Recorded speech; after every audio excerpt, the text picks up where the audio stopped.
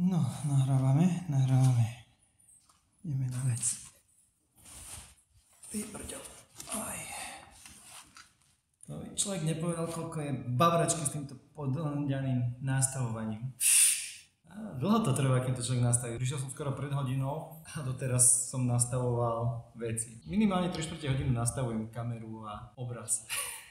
Nič, musím to vymyslieť, potrebujem si štúdio spraviť, ale není za čo, takže prihlás sa na odber, zdieľaj moje videá a poďme na vec. Každopádne dneska sa pozrieme na to, ako sa tu nakupuje.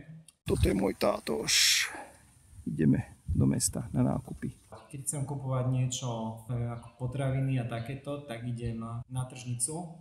Tu na tržnici najlepšie ryby, mäso, potraviny, akože zelenina, ovocie, vajcia. Takisto na tržnici sú, ako u nás Vietnamci fungujú, tak tu fungujú viac menej ani než Vietnamci, ani Číňania, ale skôr filipínske moslimské rodiny. A tí predávajú taký ten zmiešaný tovar, čo sa týka oblečenia, topánok, hračky, blbosti, repráky, kraviny.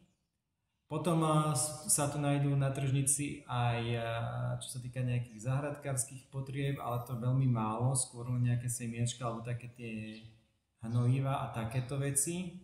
Všetko chemické samozrejme, ale sú. No a potom, čo tam je ešte?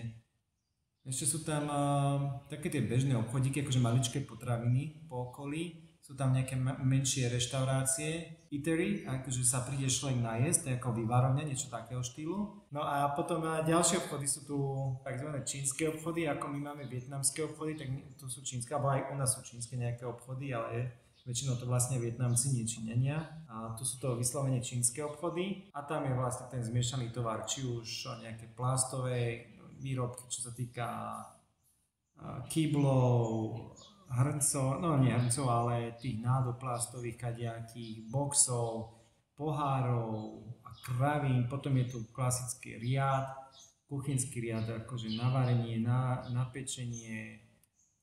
A v podstate je to také zmiešaný tovar so všetkým. Až na to, že tam je ešte aj elektrika. Až na to, že tu je ešte aj elektronika v obchodoch. Ale zase je to elektronika taká, no, lacná elektronika. Čiže kúpil som tam.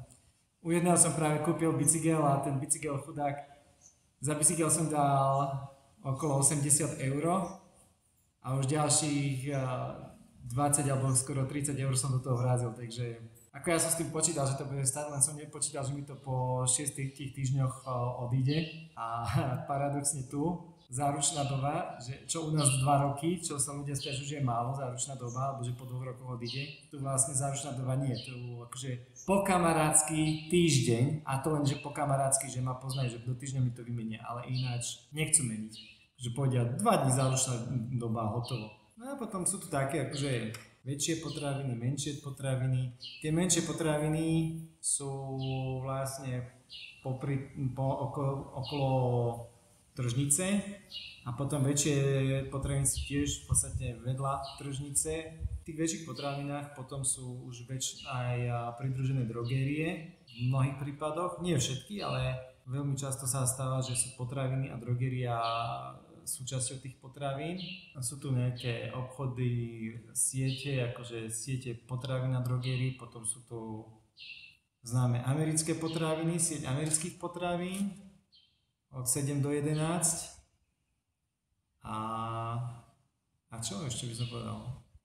No ale najčastejšie, ako fakt, keď človek chce niečo narýchlo kúpiť a nepotrebuje veľa nakupovať len niečo malého a nechce veľa míňať a nechce nikam chodiť, tak väčšinou v každej obci, v každom meste, v každej dedine, v každej diere s prepáčením, v každej osade sú obchodíky Sari Sari, čo je vlastne človek príde a vypýta si niečo a kúpi tam. Je to väčšinou drahšie ako v tom meste, avšak keď potrebuje človek len